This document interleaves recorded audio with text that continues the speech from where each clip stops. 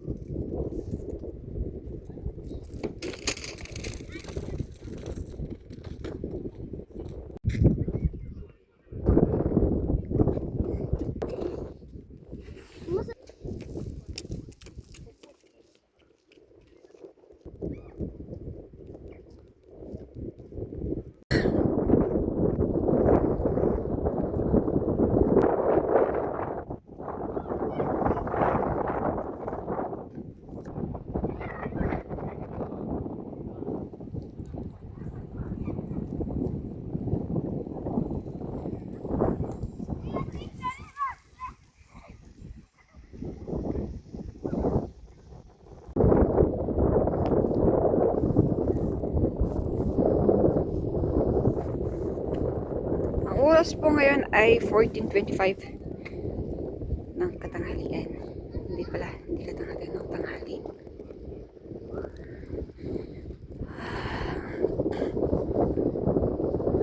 Ang babaw. Walang tubig. Paano nangyari yun? At walang tubig naman dito ngayon. Dapat po may tubig dyan. Pero ngayon walang tubig. Wala yung tubig, guys. Pala matagal nang di umuulan. 1 week na, 2 weeks na ba? Nag-iba na yung ano dito. Dati madalas umuulan dito. Dati 3 days, 4 days yung araw. Tapos uulan na naman yan. Pero parang medyo madami tayo sa ulan this year. Or baka mamaya naman darating yan sa summer, puro ulan. Naalala ko walang masyadong ulan ng Tagsibol, tulad po ngayon Tagsibol. Pero yung summer, tag-ulan ako. Pinuhos niya sa summer yung ulan.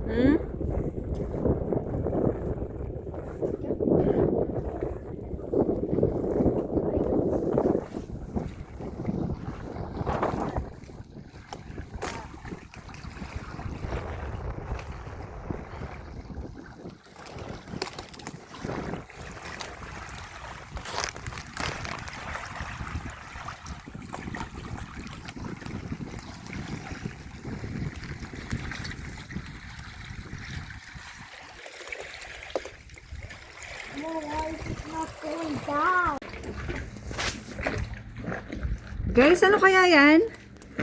Abutin ko kaya yan? Ano, hindi ko pala abot. Ay, konti pa. Konti pa, abot ko na. Aray ko, sakit na mga pala. Ayan. Ay, masusubsok na ako. Kailan nakahawak yung pa ako dito para hindi ako malaglag. Boy, tinawan mo ako!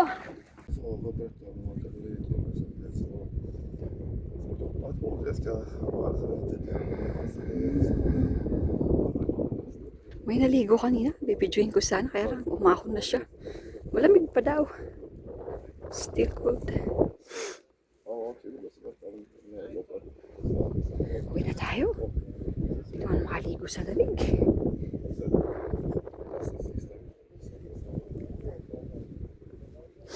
Oh. Let's go home. Giniginaw tayo man. Pero nakapagtataka dati kapag ganito may mga ano na, may mga dikya.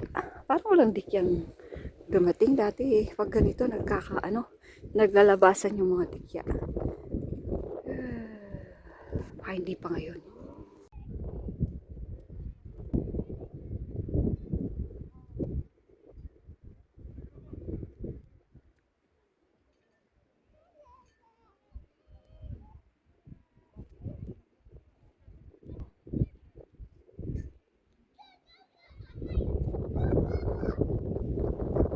Uwi na tayo.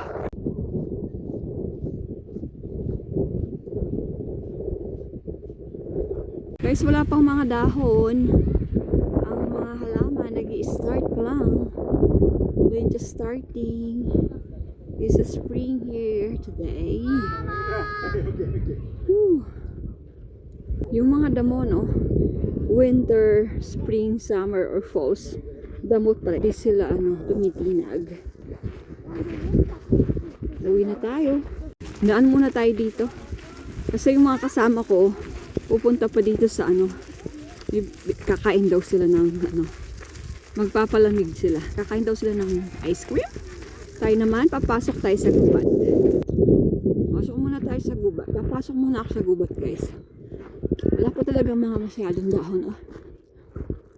Yaan ko silang kakain ng ice cream. Naman di ako mahilig sa ice cream. Dito naglalaro yung mga tao. Parang golf ba? Mini golf. Guys, so yung paborito ko. Kukuha ako ng needle dito.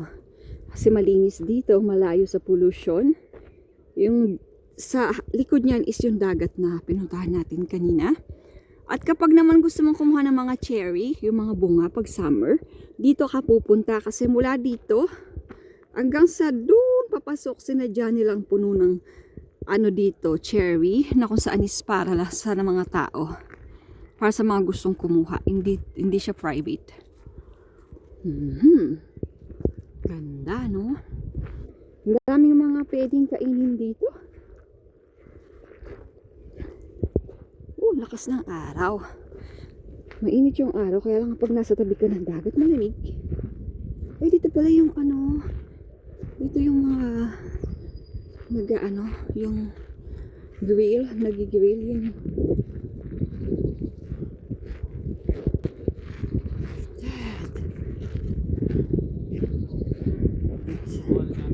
top view dito ng dagat, ha.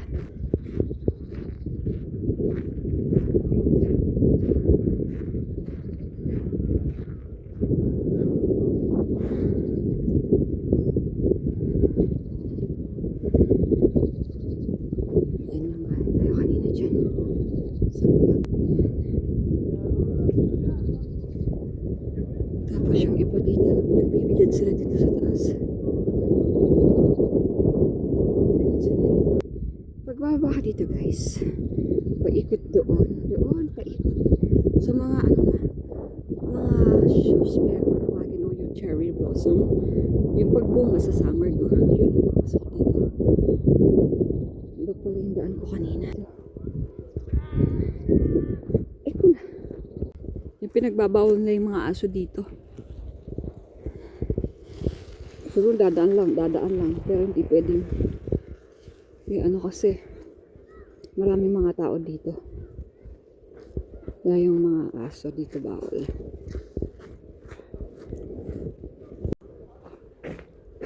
Baba naman ng neta. Mga bulaklak ng showspur. Ay, nasanay akong tawag dito. Showspur. Means is cherry.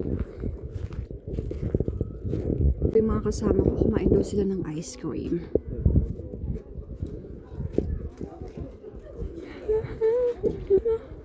Ganda ng halaman. Ipo pa may ganyan sa atin naman.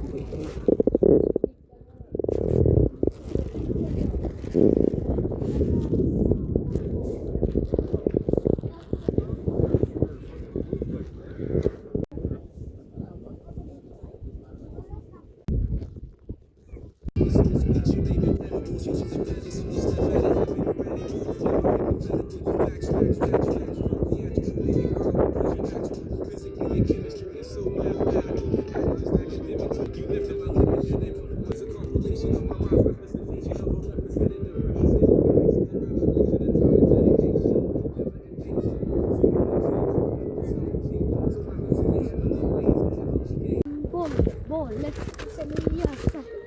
Seriösa havsfågel med den där gröna. Jag förstår.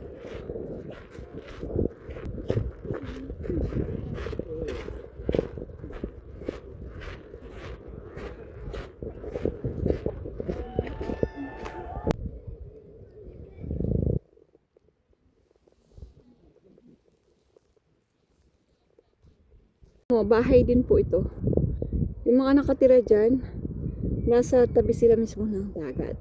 Galing.